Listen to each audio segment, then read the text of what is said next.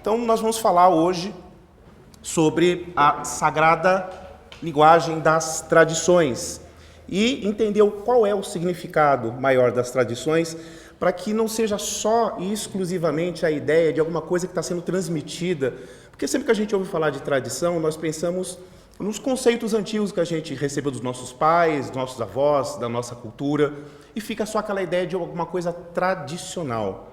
Hoje eu quero mostrar para vocês que as tradições têm um papel importante, histórico, e nos dias de hoje, desse instante, em preparação para uma transformação da humanidade, né? Nós estamos sendo preparados pelas tradições, e nós vamos entender isso de uma forma visual, né? Algumas poucas coisas nós vamos ler, mas é bastante interessante que a gente consiga se localizar também nesse contexto, em tudo aquilo que nós ouvimos nos mitos, nas lendas, nos livros que nós lemos, na nossa cultura religiosa, na nossa busca de entendimento sobre o que estamos fazendo, a famosa pergunta, né? O que estamos fazendo aqui, para onde vamos, né? E quem somos nós? Essas perguntas nós vamos aprendendo ao longo do processo de percepção, né? Então, nós começamos aí com a sagrada linguagem das tradições e vamos dar algumas definições sobre todos os pontos que abarcam o significado de tradição, né? A tradição ou as tradições são relativas ao costume, que é o uso, a prática, o hábito e costume das coisas, sobre a herança cultural, aquilo que nós herdamos dos nossos pais, da nossa família, do nosso grupo social, que é o legado, que é a herança. Tem a ver com a transmissão oral de cultura de geração em geração, que é a transmissão e a comunicação que nós recebemos. São as histórias transmitidas de geração em geração, como vi, a história, a lenda, o mito. Para quem vive não existe, o que significa isso? Que quem vive a história, para quem vive a história, aquilo não é mito. Para quem vive a história, aquilo não é lenda. Como os índios que vivem a sua cultura e para eles o que eles estão fazendo é real. Não é um mito. Eles acreditam que aquilo que está ligado às estrelas, que aquilo que está ligado à terra, que aquilo que está ligado às matas é real. Não há mito para eles. Não existe uma tradição mitológica. Todas as histórias são verdadeiras. São os valores transmitidos de geração em geração, os valores, as normas, os princípios e padrões. É a recordação de experiências vividas. Nós absorvemos as experiências e as lembranças também podem se traduzir em algum tipo de tradição para nós. Nós temos uma tradição, todos os anos a minha tradição pessoal é de fazer isso ou de fazer aquilo. Nós temos isso, né?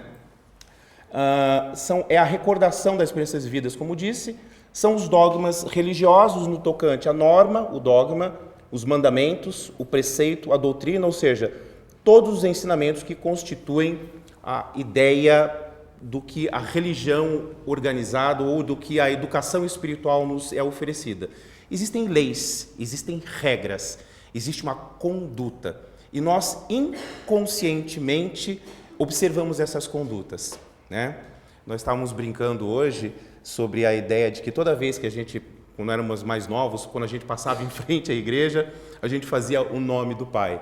Isso é também uma tradição, porque é um costume que se transmite de geração em geração dentro da nossa cultura religiosa. Aí nós temos o ato de transmitir, né? Que é a cessão, a entrega, a transferência, o outorgamento, a iniciação. Todos nós ouvimos falar de iniciações. O batismo da criança é uma iniciação. O índio, quando fura a orelha, é uma iniciação. A mulher, a menina, quando se torna mulher, é uma iniciação. Então, nós passamos por iniciações que nós conhecemos e nós passamos por iniciações que são automáticas na nossa vida. E depois nós temos os textos sagrados, a tradição dos textos sagrados. Nós vamos ver alguma coisa bem interessante sobre isso, né? Quais os textos sagrados? Né? A Bíblia, a Torá, o Corão, o Bhagavad Gita, os textos Sufi, o livro de Mórmon, os pergaminhos do Mar Morto, os apócrifos, os textos coptas, o Tilan Balan, o Bardo Todol, que é o livro dos mortos tibetano, o livro egípcio dos mortos, o Piste Sofia, ou a Piste Sofia, mistérios e profecias e etc. Todos os textos sagrados compõem um único quadro na humanidade de transmissão de que existe alguma coisa além. Existe alguma coisa que está além do persona, além do eu, além do ego, né? Sejam os deuses mitológicos, seja um criador, seja o cosmo, seja uma mãe divina, existe algo além de nós. E nós recebemos isso como crença através das tradições. Os livros sagrados, os textos, as profecias falam continuamente disso. E nós temos continuamente na nossa língua incidências da tradição que nós desconhecemos, né? A exemplo de quando, por exemplo, você se espanta com alguma coisa e você fala, nossa, o que é esse nossa? Alguém sabe o que é nossa? Em verdade, o nossa vem de Nossa Senhora. As pessoas carregam o contexto de linguagens espirituais ao longo da sua vida sem saber que se refere a esses contextos, porque elas receberam isso de forma tradicional na sociedade. Depois nós temos aí, né, o alimento ritual, né, os alimentos consagrados, sacrificiais e santificados. Toda cultura espiritual tem o seu alimento sagrado. Os povos indianos têm aquilo que eles chamam de prasada, que é o alimento consagrado, o alimento que eles estão rezando enquanto eles estão produzindo. Nas tradições africanas existem as famosas comidas para os orixás. Cada orixá tem a sua comida específica e é feita com um requinte, especificidade das qualidades daquele orixá muito especial, né? No judaísmo existe a bênção do pão e do vinho, que vem lá das tradições de Melquisedeque, que vem também durante a Páscoa, o pão sem fermento, né, e as ervas amargas. No cristianismo, por exemplo, no catolicismo, o pão, a hóstia e o vinho também são alimentos sacrificiais, também são alimentos sagrados. Então, toda a história do alimento, do pão de cada dia, toda a história da comida tem a ver com alguma coisa sagrada, né? Na antiguidade se oferecia uma parte, se oferecia uma porcentagem da melhor colheita, do melhor gado, se oferecia uma porcentagem daquilo que nós produzimos de melhor ao divino. Então a comida tem uma relação sagrada com as nossas tradições. O alimento é sagrado. A reunião em torno de uma mesa é sagrada. Sem que nós lembremos disso, toda vez que nós estamos em torno da mesa, nós estamos praticando um ato que já foi consagrado, que é sagrado, historicamente. Nós estamos praticando uma espécie de comunhão, e isso é muito importante. Depois, nós temos as geometrias sagradas, as tradições que nos são transmitidas consciente e inconsciente, porque tudo na tradição, vamos deixar bastante evidente, tem a parte consciente, a qual nós praticamos, nós exercitamos, e tem o inconsciente, no caso como das línguas que eu citei há pouco, e no caso da geometria sagrada, né, nós temos os símbolos da espiral, a proporção áurea, que nós vamos ver, a Fibonacci, né, os agrogramas ou os crop circles, que são aqueles círculos nos trigais na Inglaterra e em outros lugares do mundo agora. E nós temos as línguas sagradas, né? A decodificação de pictografias, ideogramas e hieróglifos. Toda tradição sagrada é transmitida através de uma língua muito especial, né? Através do latim, nós ouvimos quando éramos crianças na igreja. Hoje, quando nós lemos os textos sagrados, nós sabemos que existem certas línguas, certas palavras, certas pronúncias que são muito importantes por causa da sua vibração, muito importantes por causa do seu contexto e o conhecimento que existe por detrás destas línguas, né? Hoje muitas pessoas praticam os mantras, né?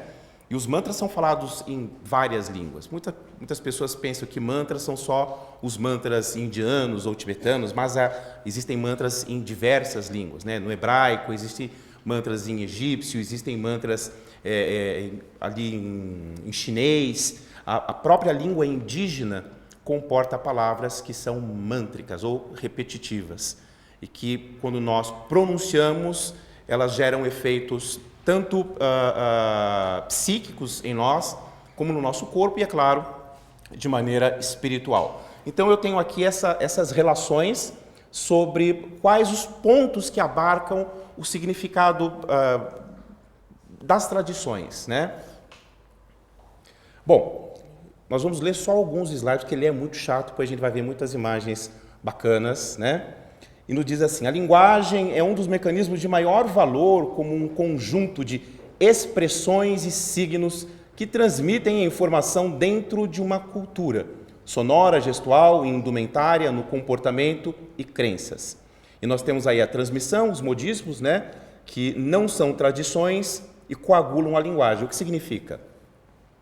A moda que nós vemos nos dias de hoje, e em outros tempos também, a moda não pertence ao grupo das tradições. Em geral, as modas, elas coagulam, elas deturpam. Em geral, as modas, elas param a transmissão das tradições. Porque o modismo vem de certos enxertos de mudança comportamental na sociedade.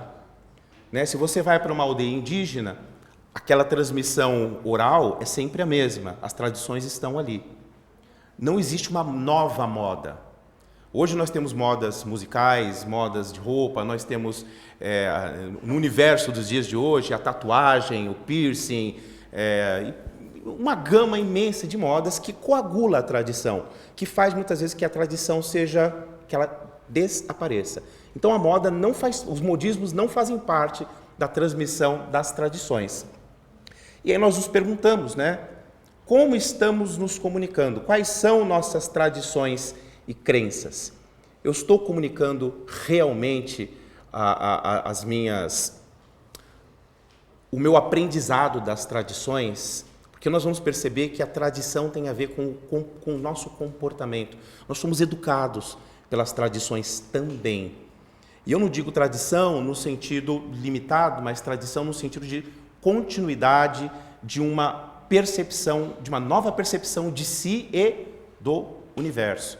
E eu estou comunicando isso, eu consigo me comunicar no dia a dia com as minhas percepções do universo, ou eu estou me permitindo ser coagulado pelos modismos, pela falta de tempo que normalmente a gente tem. Eu que moro em São Paulo, sei a questão das distâncias, as pessoas sempre correndo, todo mundo sempre ocupado, todo mundo sem tempo para tudo.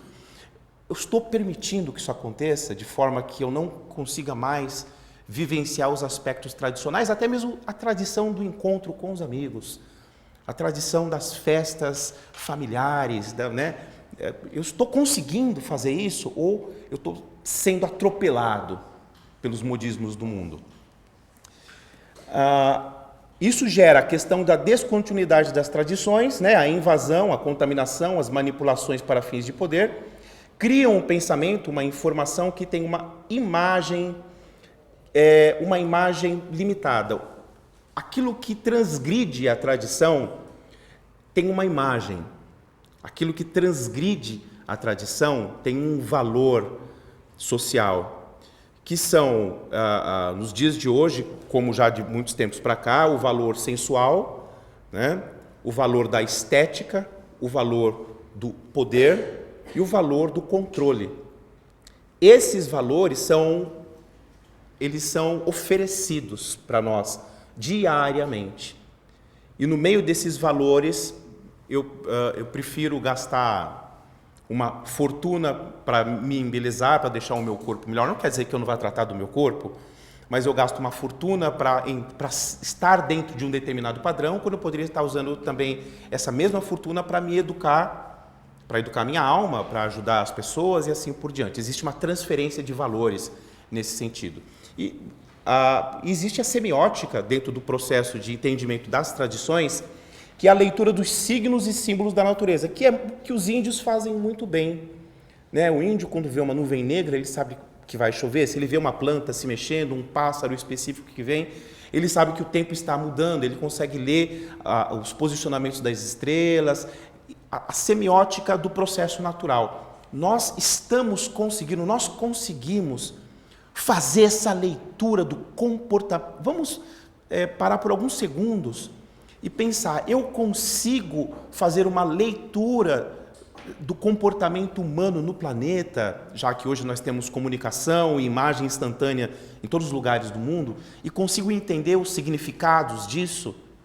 Ou tudo que está acontecendo me atropela e eu simplesmente me permito ser invadido? Então eu me encho de emoções negativas porque o ar está pesado, porque as coisas estão ruins, eu não consigo valorizar aquilo que realmente é importante, ou eu consigo parar, respirar e fazer a leitura de que grande parte do que está acontecendo, as pessoas não estão tendo muita noção. É como todos nós já assistimos pela televisão, as brigas de torcida de futebol, que são aquelas massas de pessoas fazendo a mesma coisa, tendo o mesmo tipo de comportamento, como se fosse um enxame.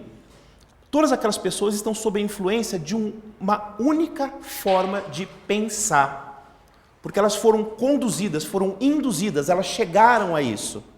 Então, comportamento de massa hoje é muito perigoso no sentido da pessoa não pensar ou perceber o que está fazendo, embora ela acredite que aquele é o valor dela, sendo que o valor dela é incalculável.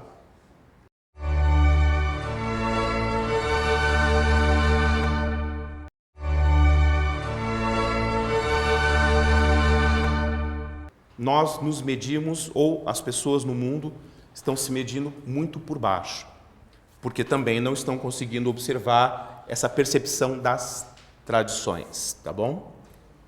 Bom, as tradições falam da origem de quem somos e em quem nos tornamos. Elas nos transmitem o conhecimento para o retorno à origem. As tradições vieram de um ponto, né? Seja ele de um acontecimento na nossa vida, ou na vida da nossa família, ou na própria humanidade. E quando nós falamos em retorno à origem, nós estamos nem falando mais em retorno à origem familiar, nós estamos falando em retorno à origem da essência do ser humano. A nossa intenção hoje aqui é tentar transmitir um quadro maior da percepção da humanidade, e não só a questão das tradições locais. Embora as tradições locais nos indiquem muitas vezes, às vezes é importante fazer um estudo mais diferenciado numa tradição local, mas um quadro maior do porquê todo o conjunto total de todos esses elementos que nós vamos mostrar, estamos mostrando, são uma linguagem que está nos preparando. É uma linguagem que está tentando fazer com que o ser humano consiga despertar para a sua verdadeira essência, a sua verdadeira origem. Então, nesse contexto, nós temos a tradição das estrelas, a tradição dos templos, a tradição das almas e dos deuses, a tradição das escrituras ou conhecimento verbal, e a transformação e redenção. Se eu estiver falando muito rápido e dando sono, fique em pé. Então, esses pontos das tradições são os pontos que englobam o conjunto de todas as tradições que nós estamos vendo e que falam para nós uma linguagem, tanto no nosso inconsciente como das nossas origens, da nossa origem humana e da nossa origem extra-humana, ultra-humana, além da nossa origem divina. Vamos começar então. Nós temos aí, como eu disse, a tradição das estrelas, dos templos, das almas e dos deuses, a tradição das escrituras ou conhecimento verbal e a transformação e redenção. Então, nós temos, em questão de textos, eu vou falar rapidamente sobre alguns textos, né? Existe um texto copta, né, de um pergaminho copta antigo, chamado Pistis Sophia, que é um texto místico, né? Nós podemos dizer que as grandes culturas da humanidade, as grandes religiões da humanidade, têm o seu aspecto tradicional e o seu aspecto místico, como, por exemplo, no judaísmo nós temos a Cabala, no islamismo nós temos o sufismo, no cristianismo nós temos o gnosticismo, que são os ramos místicos, né? E quando a gente fala místico, nós estamos falando da relação da alma, a relação do ser com a totalidade. Isso é místico, e da relação com todas as coisas. Então, Pistis Sophia é um texto copta do século II, III, um texto místico que fala dos ensinamentos de Jesus depois da ressurreição. Isso é muito interessante, quem tiver a oportunidade de adquirir, de estudar esse texto.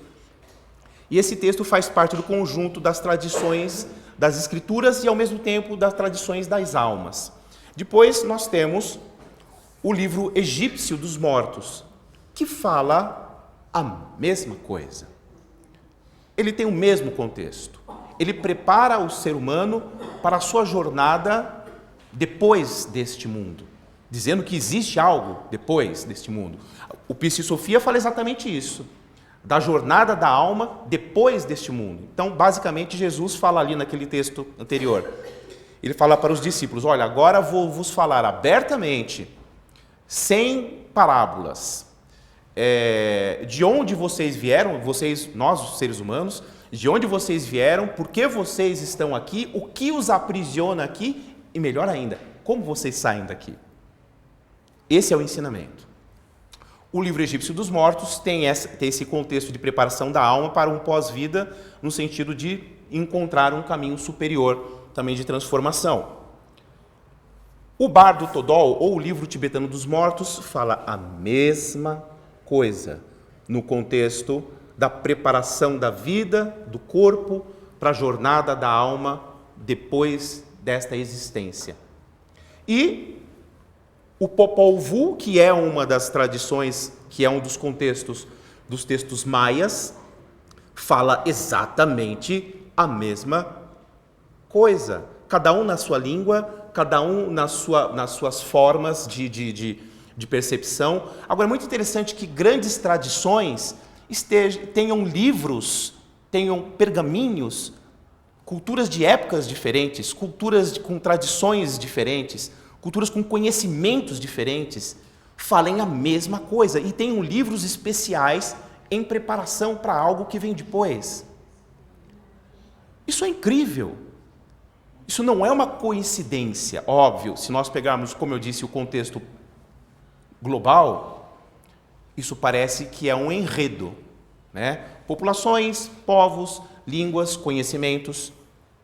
Mas, dentro dessa percepção dos textos e conhecimentos e tradições da alma, nós temos as tradições ligadas à geometria. E aí nós temos Pitágoras, né? Que formulou o famoso teorema de Pitágoras, que eu não consegui usar ainda, mas eu sei que ele serve para alguma coisa. E nós temos, é óbvio, quando a gente brinca sobre isso, é óbvio que todos nós passamos, às vezes, momentos muito densos na escola, tentando decorar o teorema para poder fazer a prova e depois descobrir que você não vai usar isso de uma forma prática, a não ser que você seja um engenheiro. Mas a existência da percepção matemática e geométrica que vem a partir disso para o ser humano começa a mostrar um caminho onde as geometrias têm um papel não só fundamental, mas são o princípio e possivelmente sejam a jornada inteira que vai nos levar a uma transformação. E nós vamos ver isso, né? Aí nós temos, obviamente, Da Vinci, a proporção áurea, nós temos Fibonacci e a sua sequência que mostra onde toda a natureza do universo ao micro-organismo obedece uma ordem. Obedece uma ordem, desde o nascimento das plantas até a espiral da galáxia, até o redemoinho do cabelo da criança. Todos nós estamos conectados por uma ordem matematicamente engendrada. Até a espiral da nossa hélice de DNA obedece a essa ordem. Então, será que esses padrões são aleatórios na natureza? E esses padrões estão no nosso inconsciente. E por estarem no nosso inconsciente, nós acabamos descobrindo esses padrões, né, como Pitágoras, como Da Vinci, como Fibonacci, acabamos descobrindo esses padrões e colocando em uso esses padrões para mostrar, para revelar, para ativar em nós uma percepção de que nós estamos conectados com alguma coisa muito maior. Quando nós investigamos as geometrias do corpo humano, nós percebemos todas as suas proporções geométricas, todas as suas proporções, elas são absolutamente, elas são regulares, elas têm números-chave. Por exemplo, né, o ser humano tem basicamente 206 ossos principais dentro do corpo. E, recentemente, os cientistas também descobriram que o número 26 é o número da frequência das proteínas que ligam a molécula do nosso DNA humano. Então, o número 26 é também, na tradição hebraica, na tradição da Cabala, o número da soma do nome de Deus. Então, 206 ossos, você tira o 0, você tem 26, o 26 do nosso DNA, o 26 das letras do nome de Deus. Será que isso continua sendo aleatório? Ou existe uma assinatura no nosso corpo? Uma assinatura que está se manifestando através da nossa percepção, através das nossas intuições, porque se essa geometria acontece na nossa parte física, ela acontece também na nossa parte química. Ela acontece na nossa parte eletroquímica. E ela acontece em vários setores e valores. Nós temos, talvez vocês já tenham ouvido falar, acredito e espero que sim, sobre o trabalho do Dr. Masaru Emoto. O Dr. Masaru Emoto faleceu ano passado e ele trabalhou com essas frequências de geometrias na água, onde ele escrevia palavras, né? Palavras como amor, esperança, cura, colava em vidrinhos com água destilada e congelava essa água e apareciam estas geometrias. Estas geometrias, quando ele colocava palavras negativas, como o nome de Hitler, como coisas como mal e outras coisas nesse sentido, essas geometrias, ao invés de aparecerem geometrias harmônicas, apareciam formas deformadas. Isso é o poder das palavras impressas. Imagina o poder da palavra falada. Lembrando que essas geometrias estão na água. E o nosso corpo é feito de 70 e poucos por cento de água. O nosso globo ocular é feito de 88% de água.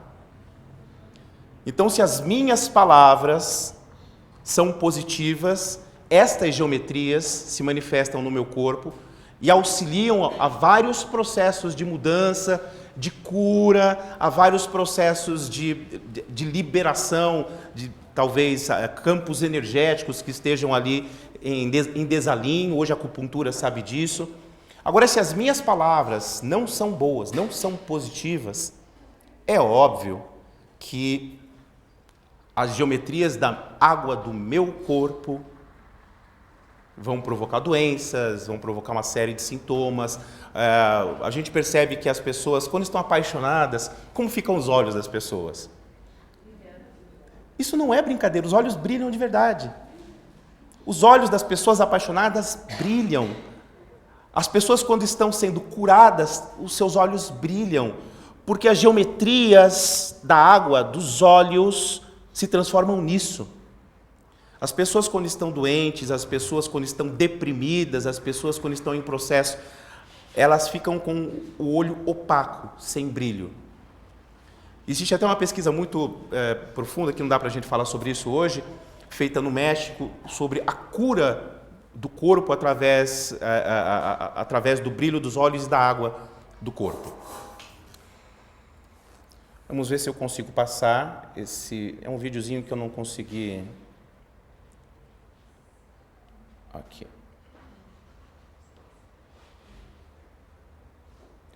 Infelizmente não tem o som, mas são frequências que são emitidas sobre a areia, tá? São frequências, algumas altas frequências, outras baixas frequências, e quando esse som vai mudando, a areia vai formando formas geométricas, vai formando mandalas. Essa é uma pesquisa desenvolvida por um cientista chamado Hans Jenny, ali nos anos 60. Hoje isso está sendo feito também. Então, à medida que o som muda, a geometria muda. Então, imagina que você está cantando. Imagina que você está cantando músicas ou mantras, né? Que são aquelas palavras especiais que a gente sabe.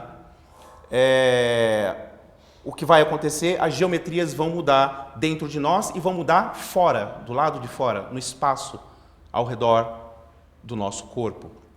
O tempo todo nós estamos formando geometrias e o tempo todo nós estamos formando mandalas ou formas que são formas negativas em torno do nosso corpo.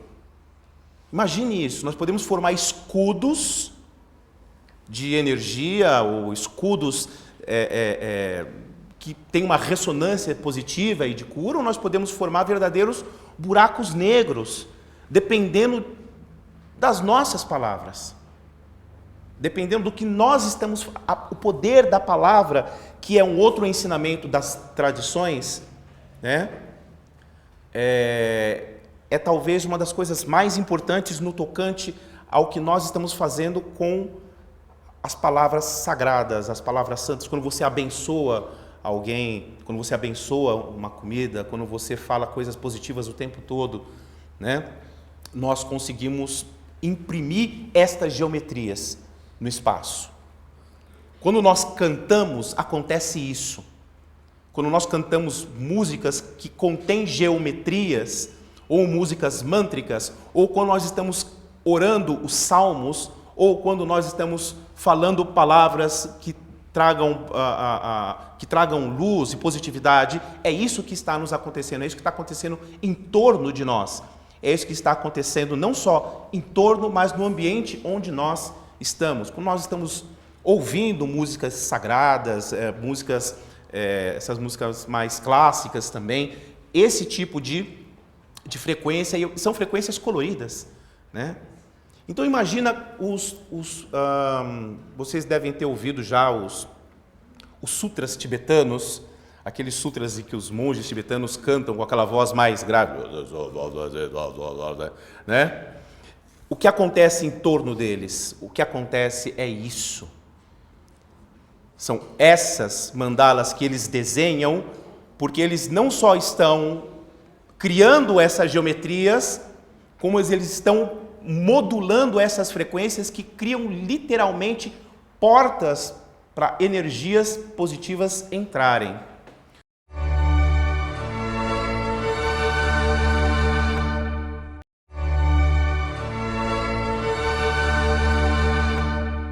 Quando a gente fala de energia positiva e negativa, a gente não precisa nem ser muito místico para isso, né? Todo mundo sente quando o ar está carregado. Todo mundo sente quando existe um peso. E todo mundo se sente feliz quando alguma coisa boa, quando uma notícia boa, quando algo positivo está acontecendo. Então, o nosso desejo para que algo bom aconteça pode mudar tudo. Por isso o poder da bênção. Quando você diz Deus te abençoe, ou quando você simplesmente abençoa, até mesmo sem que a pessoa saiba, você está transmitindo isso. Você está transmitindo frequências de luz, frequências de geometrias. Por isso estas geometrias não são aleatórias, não são apenas geometrias ali de Pitágoras, não são apenas geometrias que nós encontramos na natureza, elas existem além da natureza visível. Elas estão na natureza invisível de todas as coisas. Nós nos transformamos em seres multicoloridos. Porque o pensamento das pessoas que estão em depressão, o pensamento das pessoas que têm raiva, o pensamento das pessoas que normalmente fazem aquele mantra negativo, né? Não quero, não posso, não vou, não consigo, não sei, não tenho. É um pensamento em preto e branco. E nós estamos aprendendo, nós estamos descobrindo que o poder das cores que vem nas vestes dos seres, de todos os grandes sacerdotes da história, né? Para quem já teve a oportunidade de entrar num templo budista, tibetano, por exemplo, você vê parece que você está numa outra dimensão. Você vê cores em todos os lugares. Você vê cores em todos os lugares. E todo mundo sabe o poder da cromoterapia, de visualizar cores diferentes, todos nós sabemos disso. Então, quanto mais nós cultivamos a capacidade de pensar positivamente, colorido, e fazer com que a frequência, o som daquilo que nós estamos emitindo seja benéfico, quanto mais cura, quanto mais contato nós fazemos uns com os outros. Quantas vezes você conhece uma pessoa e você vai logo de cara com ela? Alguma coisa vocês não precisam nem conversar, às vezes. É porque existe uma ressonância. E as ressonâncias estão ligadas exatamente a essas frequências com as quais nós trabalhamos. Tradicionalmente, né, nós começamos a perceber que todos os ensinamentos do passado sobre como falar, como fazer certas orações, como cantar de determinadas maneiras, que foram recebidos pelos nossos avós, bisavós, tataravós, e historicamente começam a fazer sentido. Por que os salmos são orados assim? Por que os sutras são falados assim? E isso, ao longo de toda a história, trouxe e traz para nós uma abertura de percepção de que nós não estamos desconectados, por mais isolados que aparentemente estivermos, nós estamos ligados uns aos outros pelas ressonâncias, pela mesma frequência, pela mesma vibração. E aí, agora nós estamos vendo que as geometrias mais complexas também estão aparecendo para nós. Além delas existirem no universo da natureza, além delas terem a razão da proporção áurea, além de nós percebermos e sabermos que elas existem dentro de nós, nos nossos ossos, no nosso DNA, além de sabermos que a pronúncia de palavras específicas e sons específicos cria essas geometrias e nós inconscientemente pensamos nelas, agora essas geometrias têm aparecido para o ser humano, e aí nós temos a imagem do que é chamado de crop circle ou agrogramas, que são aqueles desenhos que aparecem nos trigais na Inglaterra e nos trigais em outros lugares do mundo, e aqui mesmo no Brasil começou a aparecer em Santa Catarina, e talvez em outros lugares eu não tenho conhecimento. E quanto mais a civilização avança tecnologicamente, olha só que muito interessante isso. É claro que existem trigais que são falsos. Algumas pessoas fazem. Mas a grande maioria, eu diria 70% deles, os investigadores, percebem que não há como as pessoas fazerem isso. Porque o ramo de trigo ele não quebra, ele apenas deita. O trigo que deita continua a produzir com mais carga, inclusive, de proteína do que os outros, ou seja, nada se estraga. E eu coloquei aqui um conjunto, né, dos principais bem conhecidos, em que várias geometrias têm aparecido. Esses agrogramas são imensos, às vezes têm tamanho de 4, 5, 6 campos de futebol, são gigantescos, aparecem da noite para o dia ou em questão de horas, mas sempre com uma linguagem de geometrias, uma linguagem matemática, uma linguagem... É como se eles, ou seja lá, qual é a inteligência que está transmitindo isso para nós, estivesse nos dando um dicionário de geometrias, de uma linguagem que não é a nossa linguagem linear mental, mas uma linguagem que abarca várias dimensões, porque alguns desses agrogramas já conseguiram ser decifrados, outros não se conseguem decifrar ainda, outros aparecem com símbolos conhecidos historicamente, outros aparecem com composições de galáxias e planetas, e outros aparecem com uma sequência de linguagem binária, né? Matemática. Aqui, isso daí que nós estamos vendo é um texto. É um texto que foi decifrado matematicamente, né? Em linguagem binária. Infelizmente, eu não tenho esse texto aqui, né?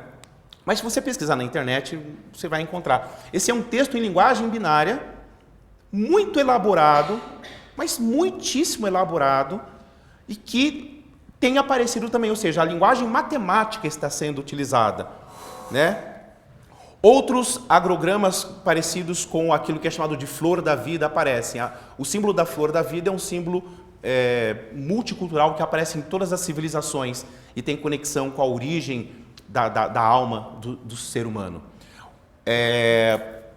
Outro muito interessante que apareceu a questão de alguns anos atrás, é esse já um pouco mais diferente, são 2 agrogramas em 2 campos de trigo diferentes, e aí perceberam que deveriam juntar estes pontos como se fossem pictures. E quando eles juntaram esses pontos, eles encontraram o quê? Encontraram a face do Cristo. Então imagina o que é que estão tentando nos dizer. O que estas geometrias, o que esses sinais estão dizendo? O que essa linguagem de geometria sagrada que tem dentro, fora, que está no som, que está na mente, que está em todos os lugares, está nos dizendo?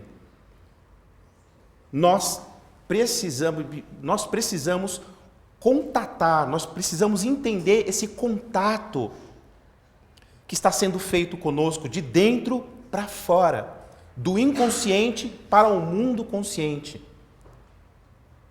Tirar o foco um pouco das coisas negativas do mundo, porque o que acontece hoje é que quando nós ligamos a televisão, quando nós entramos na internet, hoje é uma vasta rede de coisas negativas que a gente lê, de coisas ruins mesmo, de gente brigando com gente, as pessoas estão se isolando. Apesar de nós estarmos vivendo em um tempo de tecnologia, de comunicação instantânea, as pessoas querem apenas defender as suas próprias opiniões, em detrimento das necessidades da humanidade.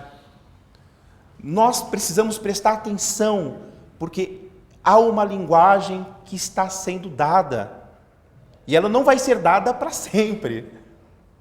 Ela está sendo dada, a humanidade está pronta, porque está recebendo linguagens cada vez mais sofisticadas, ao mesmo tempo em que as descobertas científicas nesse campo se tornam cada vez mais sofisticadas também. Nós entramos agora na razão das grandes descobertas que estão sendo efetuadas, para que a gente entenda a nossa história e as nossas tradições. Nós estamos vendo aí uma pesquisa submarina que foi feita já há quase 20 anos, na região de Okinawa, no Japão, desenvolvida por um grande cientista, né? E eles encontraram sob o oceano, vestígios de uma grande civilização,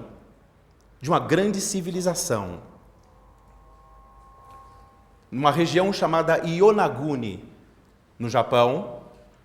Nós vemos o tamanho dos degraus, e isso provavelmente aconteceu muito tempo antes das próprias pirâmides.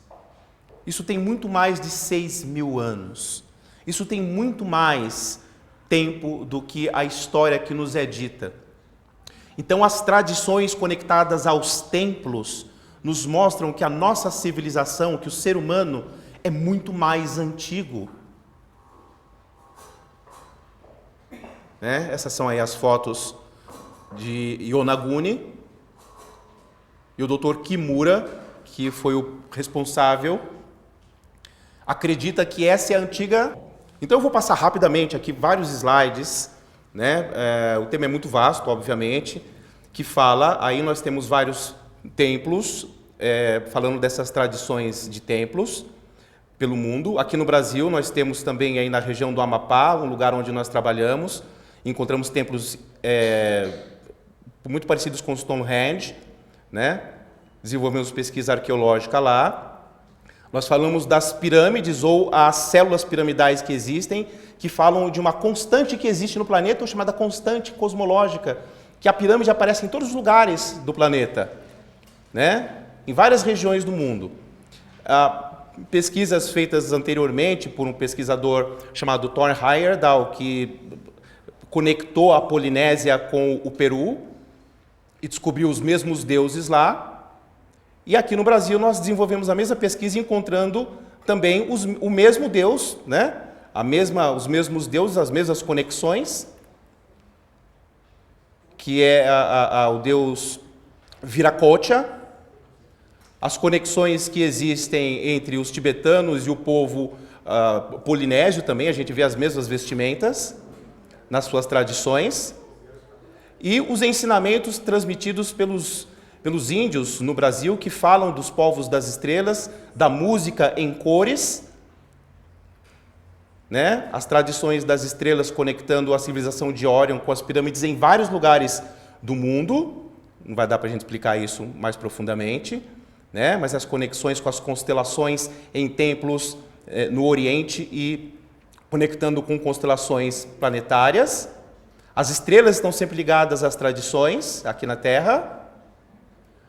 A árvore da vida, que existe em todas as tradições, a tradição da Mãe Divina, né, com aparições visíveis, como a aparição de Nossa Senhora no Egito. Essa é uma foto nos anos 60 e recentemente nos anos 2000.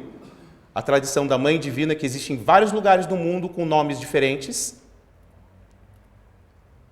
E nós encontrando um novo caminho para desenvolver uma nova mente, que não é mais a mente literal ou a mente limitada, mas nos transpondo para uma nova mente universal, através do poder dessas tradições. E quando nós finalmente tivermos o conhecimento, a percepção e trabalharmos como uma irmandade no planeta, nós vamos ser capazes de erguer a mão e sermos tocados pela mão de Deus. É óbvio que a gente pode ficar vários dias aqui falando sobre isso. Não temos mais tempo.